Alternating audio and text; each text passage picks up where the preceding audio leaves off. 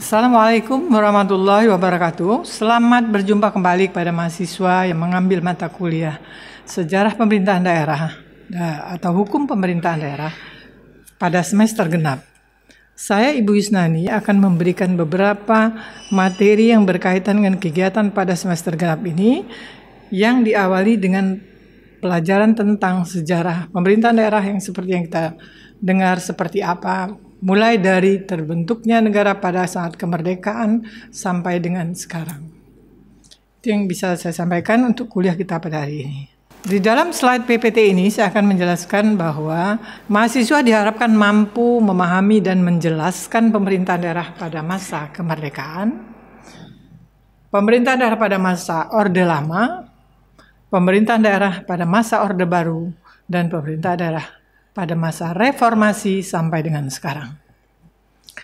Selanjutnya kita akan lihat juga dalam hal ini sejarah pengaturan pemerintahan daerah di Indonesia itu adalah diawali pada awal kemerdekaan kita lahir sebagai negara yang berdaulat. Kita melihat bahwa pada umumnya kalau berbicara tentang sejarah orang-orang pada malas, bahkan kurang suka dan tidak begitu mendengar.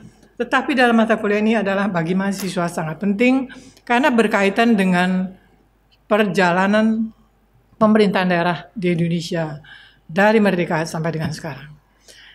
Yang pertama kita melihat bahwa masa awal kemerdekaan tahun 1945 sampai 1948, Undang-Undang Nomor 1 tahun 1945 ini resminya mengatur tentang kedudukan Komite Nasional Daerah. Namun undang-undang ini merupakan undang-undang tentang pemerintahan daerah, di mana dalam undang ini juga mengatur mengenai keresidenan kabupaten dan kota yang ada pada saat awal kita kemerdekaan.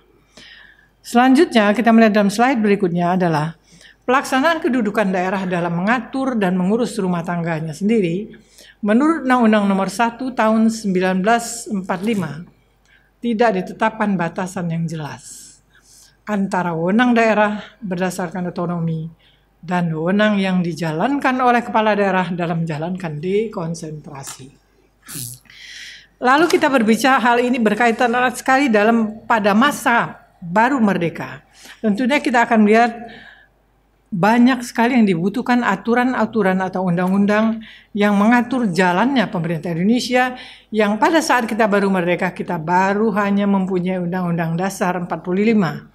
Tetapi di dalam penjabaran isi Undang-Undang Dasar 45 itu banyak yang dapat dijadikan undang-undang untuk mengatur negara dalam pelaksanaannya dalam bentuk pemerintahan. Lalu kita melihat setelah merdeka, saya katakan butuh banyak peraturan dan undang-undang yang mengatur jalannya pemerintahan di Indonesia. Lalu sebelum diadakan pemilihan umum, perlu ada aturan sementara untuk menetapkan Komite Nasional Daerah KND dengan persetujuan Badan Komite Nasional Pusat BKNP. Lalu untuk membentuk Undang-Undang Nomor 1 tahun 1945, peraturan mengenai kedudukan Komite Nasional Daerah yang menjadi landasan dalam pembuatan daripada undang-undang tersebut adalah Pasal 18. Pasal 18 Undang-Undang Dasar 45 dan Pasal 20 dan Maklumat Presiden Nomor 10 tanggal Maklumat Wakil Presiden pada tanggal 16 Oktober 1945 Nomor 10 yang kita melihat bahwa inilah pertama kali kita melihat dari Undang-Undang 45 ada bentuk Undang-Undang Nomor 145 yang berbicara tentang pemerintahan di daerah. Karena cukup luas wilayah kita ini dari Sabang hingga Merauke, banyak sekali pulau dan sebagainya dan kabupaten kota seluruh Indonesia yang sangat banyak. Ini kita melihat bahwa kita membutuhkan aturan pada saat itu. Sehingga pada masa kemerdekaan kita baru merdeka tahun 1945, kita belum banyak undang-undang yang kita miliki yang berkaitan dengan pemerintahan daerah seperti yang sekarang ini.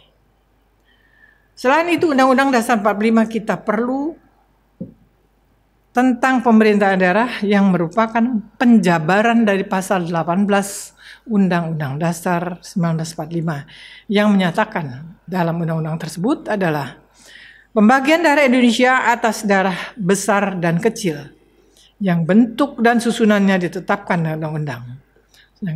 Ini sangat penting karena kita akan melihat bagaimana perkembangan daerah setelah kita merdeka.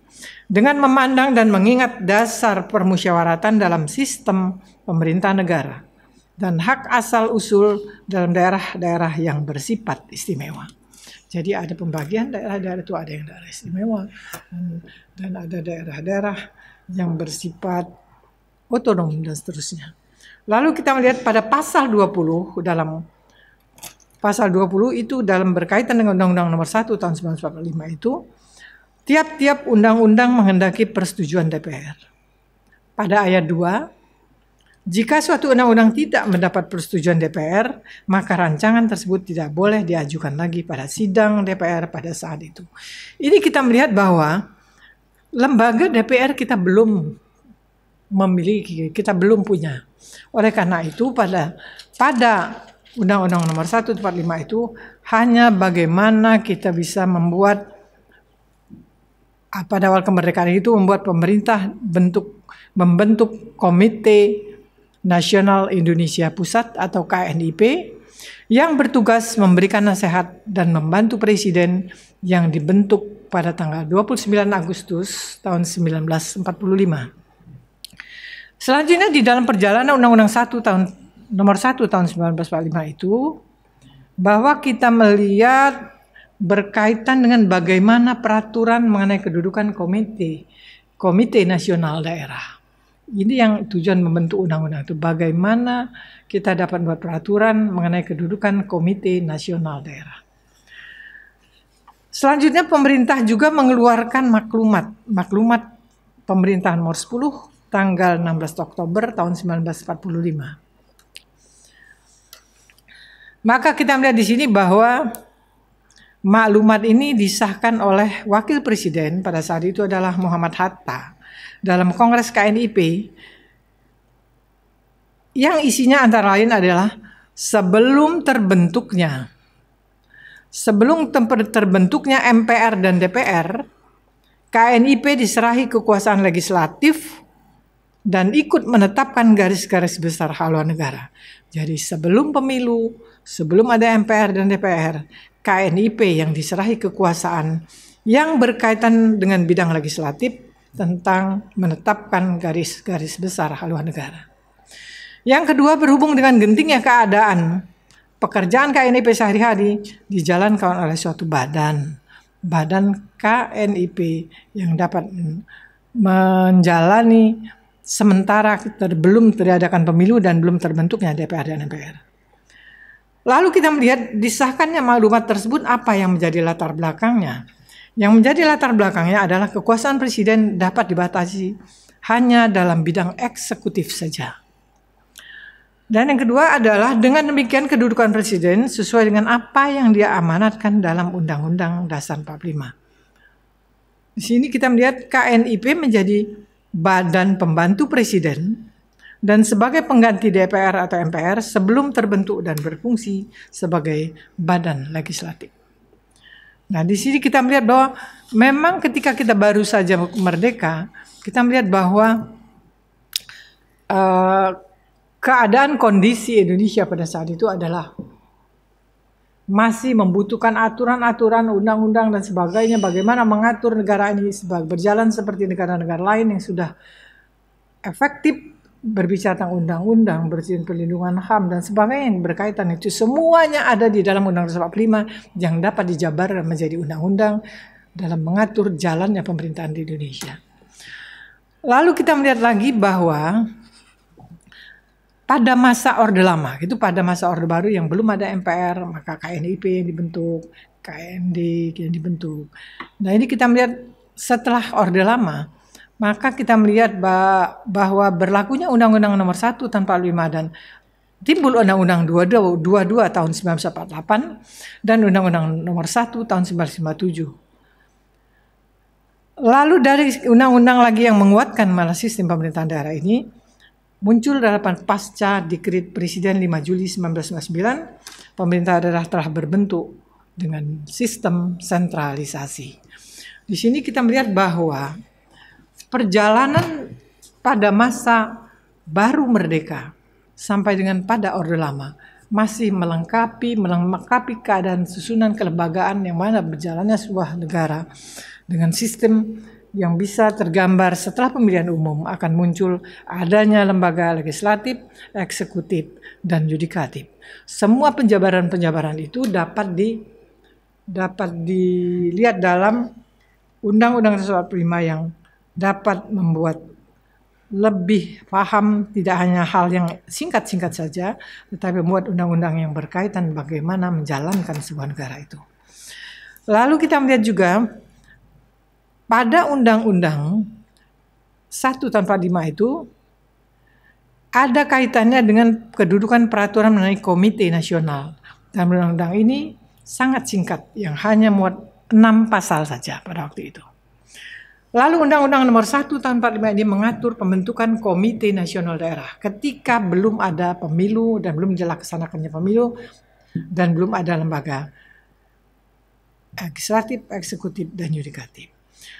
Lalu pada masa awal kemerdekaan itu kita lihat bahwa diaturnya KNIP, Komite Nasional Indonesia Pusat, menggantikan lembaga eksekutif atau membantu lembaga eksekutif dan bergerak sebagai lembaga legislatif. Di sini kita melihat bahwa perjalanan dalam sistem pemerintahan daerah ini dari kita yang masih sangat kekurangan dengan aturan-aturan yang perlu kita bentuk, ini mengalami proses cukup panjang. Tetapi ketika pada masa Orde Lama, maka kelembagaan negara itu muncul, tetapi dalam bentuk yang lebih sentralistik kepada pemerintah. Pemerintahan bersifat sentralisasi yang punya kekuasaan lebih besar daripada yang lain. Di sini kita melihat ada otonomi daerah pada masa Orde Baru dan juga ada otonomi daerah pada masa setelah reformasi. Perkembangan-perkembangan ini sebetulnya banyak sekali yang kita bisa ambil, tetapi dalam kuliah singkat hari ini hanya pengantar, saya hanya dapat memberikan penjelasan yang nantinya lebih detail saya akan jelaskan pada kuliah-kuliah kita ke depan dalam pertemuan, baik secara online maupun secara tatap muka.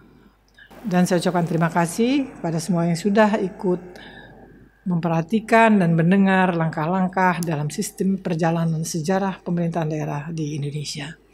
Saya akhiri dengan billahi taufik wa hidayah. Assalamualaikum warahmatullahi wabarakatuh. Selamat beraktivitas.